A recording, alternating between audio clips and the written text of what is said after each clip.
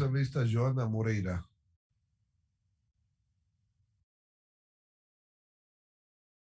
No está registrado en el sistema ningún punto de orden. Por favor, si lo registran, damos paso.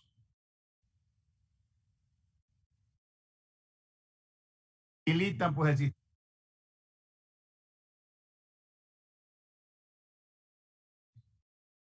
Que se lo solicite legalmente no consta en el sistema. Mientras tanto, interviene la asambleísta Moreira.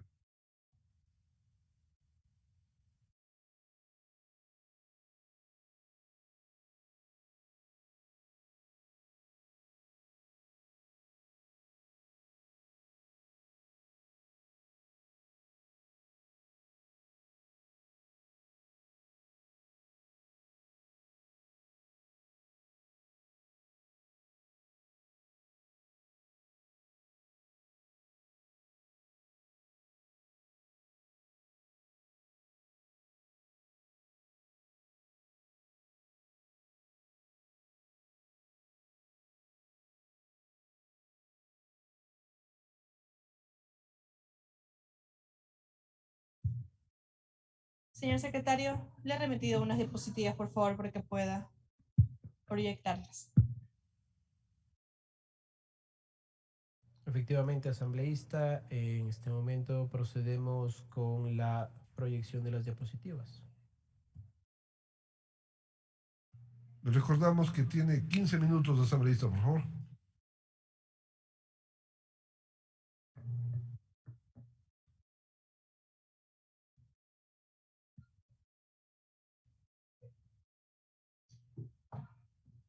Creo que el día de hoy a muchas compañeros y compañeros intentamos en nuestra mente escoger incluso el color adecuado para presentarnos el día de hoy a esta sesión, para que ese color pueda representar nuestra posición dentro del debate de este proyecto de ley.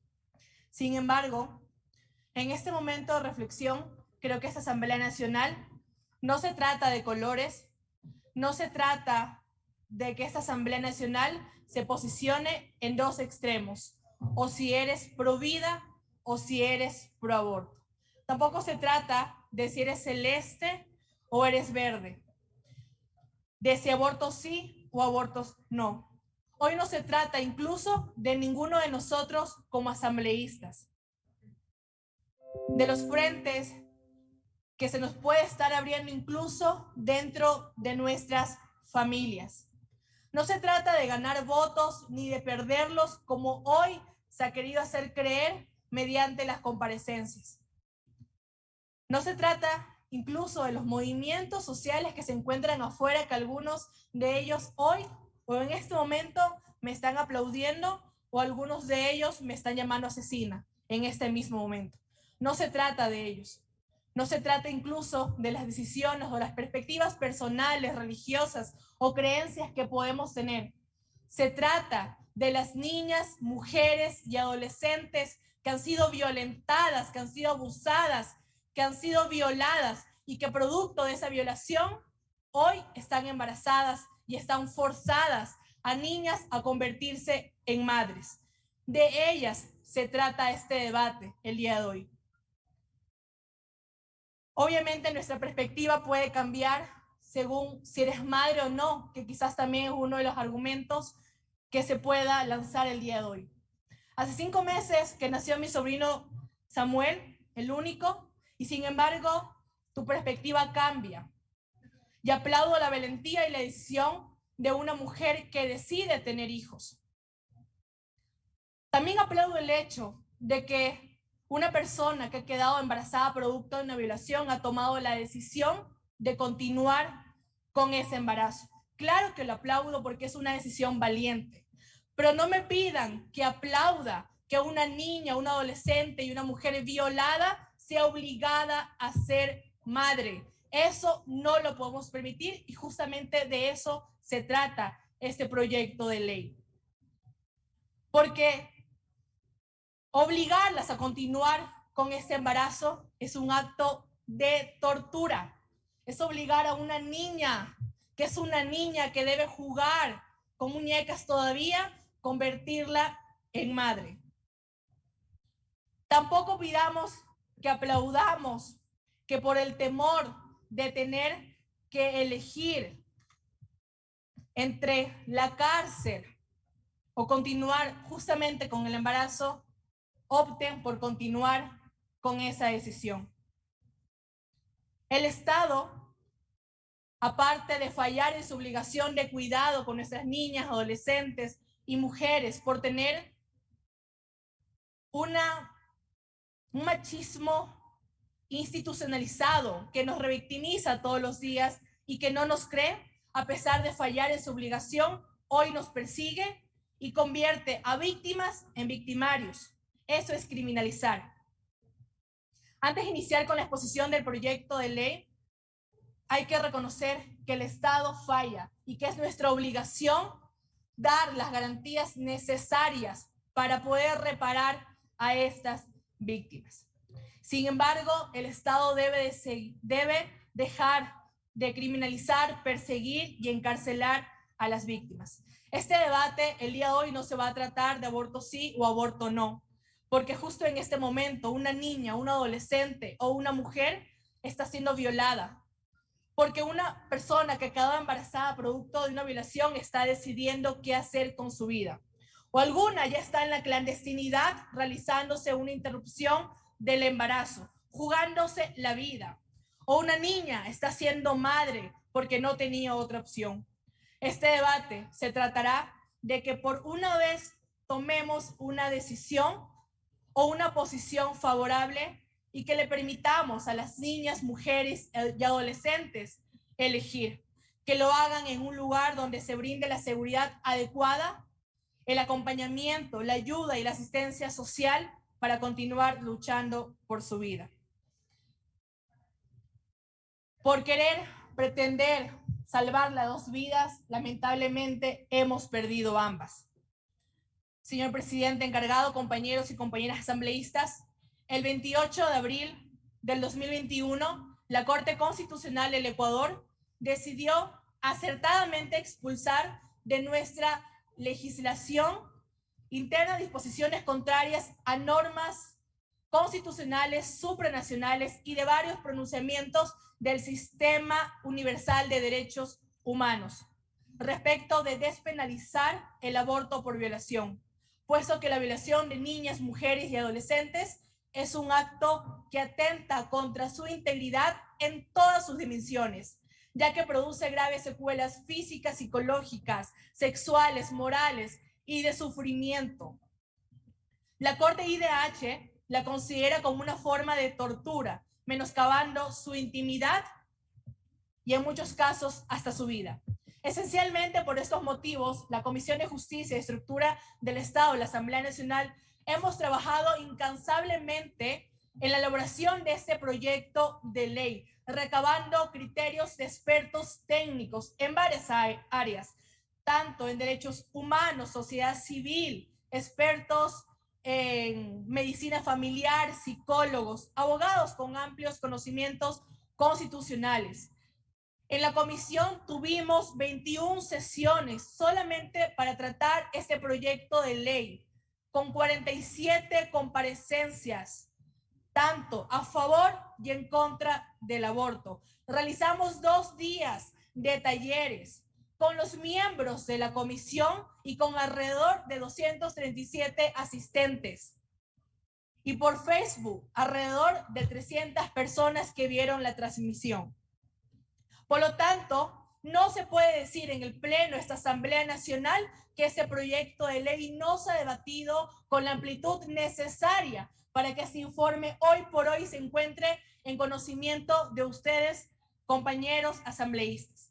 La ley orgánica para poder garantizar interrupción del embarazo voluntario en casos de violación está compuesto por 63 artículos, 2 disposiciones generales, 6 disposiciones transitorias y 9 disposiciones reformatorias, respetando criterios y estándares determinados por el dictamen para regular la interrupción voluntaria del embarazo en caso de niñas, adolescentes y mujeres víctimas de violación sexual por la Corte Constitucional. Sin dejar de lado, y esto sí también hay que dejar muy en claro, compañeros asambleístas, la potestad de la libertad de configuración legislativa. ¿Qué es esto? Lo que tenemos nosotros como asambleístas, miembros de esta institución, por lo que pretender que la sentencia de la referida Corte es de cumplimiento obligatorio en todas sus partes, y esto no lo digo yo. El compareciente, el doctor Juan Sebastián, asesor de la jueza Carla Andrade, ponente de la Corte Constitucional en esta causa, quien al ser preguntado respecto de dos nudos críticos en este proyecto de ley, como lo son los requisitos y la temporalidad, recalcó y ratificó esta potestad legislativa, señalando que los párrafos que desarrolla la sentencia constitucional sobre estos dos temas y los demás temas en relación con los nudos críticos no son en absoluto vinculantes para el asambleísta al momento de desarrollar esta norma. ¿Qué pretendo decir, compañeros?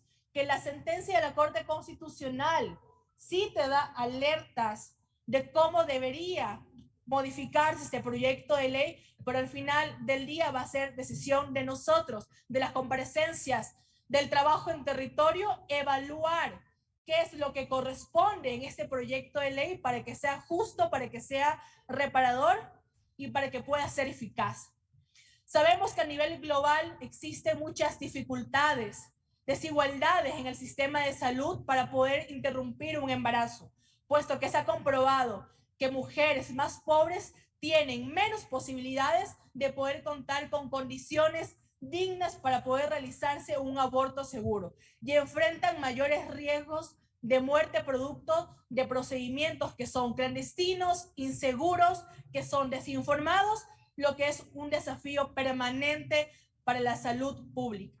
Los procedimientos realizados por el personal médico sin preparación y en condiciones sanitarias inapropiadas exponen a las mujeres pobres y sin acceso a la información a mayores riesgos para su vida y su salud, ya que recurren a conocimientos insuficientes y en muchos de los casos empíricos, que sin un apropiado entrenamiento técnico y científico realizan abortos, exponiendo a incontables niñas, jóvenes y mujeres a un riesgo inminente a su salud, que en la mayoría de los casos terminan muriendo. En muchos casos, las mujeres, en su desesperación por terminar con el embarazo, intentan provocarse el embarazo ellas mismas, insertándose objetos, sustancias nocivas, golpeándose o solicitando a otra persona que les golpee el vientre para poder terminar con este embarazo no deseado. Por su parte, las mujeres que cuentan con dinero y con recursos pueden hacerlo en otros países o en clínicas privadas. Muchos de los médicos que dicen ser objetores de conciencia en hospitales o en sus centros públicos, en sus consultorios privados, sí realizan abortos.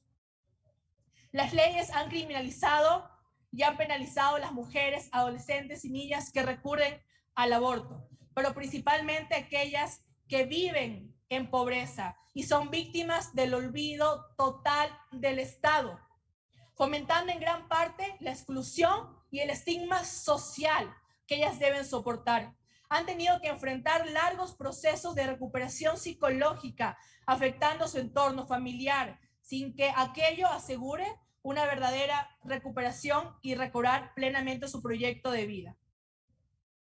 Ustedes conocen que las sociedades son dinámicas y por ende el derecho debe ajustarse a las nuevas realidades de lo cotidiano. Por ende, es nuestra obligación, señores y señoras asambleístas, legislar frente a la problemática del aborto clandestino, sino ir más allá, pasar a una ley declarativa de derechos a una ley que en realidad pueda garantizar este derecho a la autonomía de niñas, adolescentes y mujeres que por una inacción y olvido del Estado han sido violadas y producto de esa violación hoy han quedado embarazadas, que ha afectado a desarrollo de su personalidad y a todo proyecto de vida en todos los ámbitos, escolar, personal, familiar.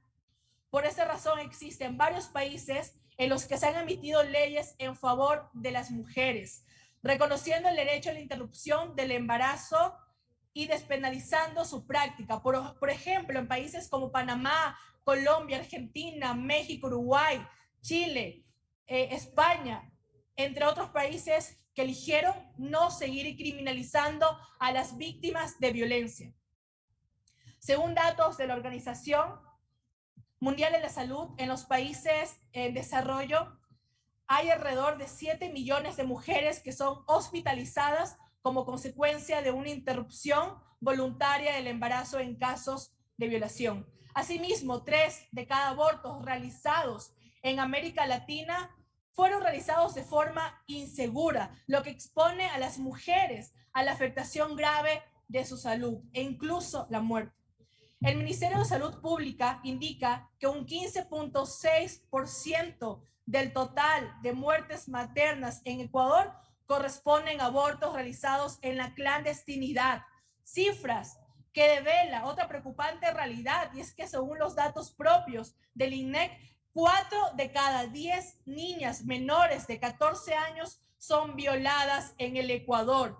En el 2016, el 11% de muertes maternas en el país correspondió a adolescentes. En otras palabras, señoras asambleístas, estamos dejando morir a niñas y adolescentes y a mujeres en nuestras narices desde hace varios años y no hemos sido capaces de tomar decisiones concretas para evitarlo.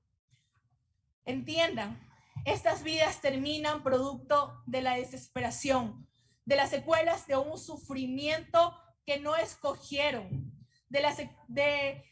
que no eligieron ser violadas, que no tuvieron la oportunidad de elegir sobre su cuerpo y hoy todavía pretendemos elegir nuevamente sobre su cuerpo. No podemos seguir haciéndonos de la vista gorda o pretender que esto se sigue tratando sobre un tema de votos. Asambleístas, ustedes están aquí para hacer lo correcto en el momento adecuado. No podemos permitir más muertes. Nunca más otro caso como el de Paola Guzmán Albarracín. La ley para erradicar y prevenir la violencia contra las mujeres. Asambleísta tiene 1 minuto, por favor. Señor presidente, estoy exponiendo, si me permite terminar. En su artículo es una clara intención de identificar como su objetivo prevenir y erradicar todo tipo de violencia contra las mujeres, niñas y adolescentes, jóvenes y adultas, en toda su diversidad, tanto público como privado. Según el INEC, 7 menores de 14 años diariamente dan a luz en nuestro país, que es un altísimo porcentaje. Si multiplicamos 7 para 365 días, significa que 2.555 niñas son violadas anualmente. Otro dato de ONU Mujeres en 2020 indicaron que el 49.3% de los nacimientos en Ecuador corresponden a madres adolescentes. Prácticamente la mitad de los partos de las mujeres son menores de 18 años. Ecuador es el tercer país a nivel de la región con la tasa más alta de embarazo a adolescentes de 10 a 19 años. Y lastimosamente la educación sexual en nuestro país sigue siendo un tabú, por lo cual es sumamente complicado que una niña se pueda dar cuenta que está embarazada. Por eso es tan importante la temporalidad para que no se vuelva un impedimento y recaiga para que sigan en la clandestinidad y sigan obligadas a ser madres. Me permito proyectar los ejes del proyecto de ley en relación con requisitos, temporalidad y objeción de conciencia, que sin duda es un tema que realmente les preocupa, compañeros. Y hay que ser muy claros, no hay que dejar que aquellos que no están y que quieren seguir eligiendo sobre las víctimas, sobre si continúan o no con el embarazo y obligarlas a ser madres, que esto pueda dividirnos.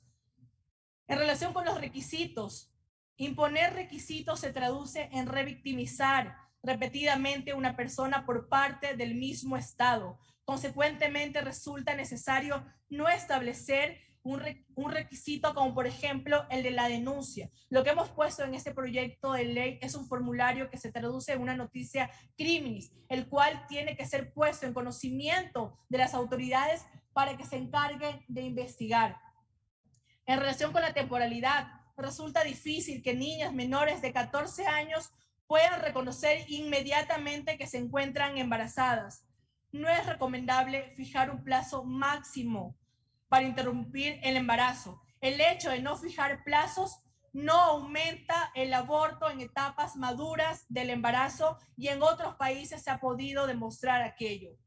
No se permitirá interrumpir el embarazo cuando la vida del feto es viable, como falsamente se nos quiere hacer creer aquí. En relación con la objeción de conciencia, hay que saber diferenciar y se debe reconocer el derecho constitucional a la objeción porque es la misma primacía de la norma. Sin embargo, todo derecho no es absoluto y tiene sus excepciones. Y es justamente lo que tenemos que normar en este proyecto de ley y es lo que hemos buscado. La objeción de conciencia debe ser siempre personal y no institucional. Solo el personal directamente involucrado en la realización del procedimiento podrá invocarla. Díganse médicos, enfermeras, personal de protocolo que sea necesario su intervención directa. Por lo tanto, tenemos que precautelar que siempre en un subcentro o un hospital público o privado exista personal que no sea objetor de conciencia. Principales aportes de valor en el proyecto. Tenemos el formulario único que busca evitar la revictimización de las mujeres víctimas de violación con una triple función. Construirse no solo como una solicitud de acceso a este procedimiento, sino también incluir el consentimiento informado. Y finalmente, en una noticia criminis para la Fiscalía para que investigue. Las sanciones del personal de salud dentro de la presente ley se recogen sanciones administrativas con un esquema de proporcionalidad para que el personal de salud que incumpla con los procedimientos y sus responsabilidades dentro de la presente norma. Las casas de acogimiento para víctimas. El Ministerio de Inclusión Económica y Social deberá contar con casas de acogimiento para estas víctimas, pues en la práctica muchas de ellas son violentadas por personas de su círculo familiar. Por ende, por negligencia, no podemos permitir que esta víctima vuelva a sus hogares. Como 4, tenemos los métodos alternativos para interrumpir el embarazo por violación. Se reconocen 3 métodos: el quirúrgico, el farmacológico y el cultural o tradicional. Compañeros, hoy está en sus manos que este debate se pueda llevar con la altura, que este debate se trate de darles la opción de que las niñas, mujeres y adolescentes que han sido violentadas puedan elegir si continuar o no con su embarazo. Tenemos que pensar en la realidad que viven muchas víctimas que han sido ya ultrajadas, que no han tenido la oportunidad de elegir, y hoy ustedes tienen la potestad para ponerse en los zapatos de todas esas niñas que han sido violadas y que hoy por hoy han quedado embarazadas. Debemos dejar de lado nuestras posturas personales y pensar más allá de vida o no, sino de calidad de vida. Y que no se trata de aborto sí o no, pues el aborto se va a seguir dando en nuestro país. Nosotros vamos a elegir si sigue dándose en la clandestinidad, si seguimos permitiendo que mueran en manos de un carnicero, o vamos a dar la oportunidad que elijan y darles una medida de reparación. Muchas gracias, señor presidente. Gracias.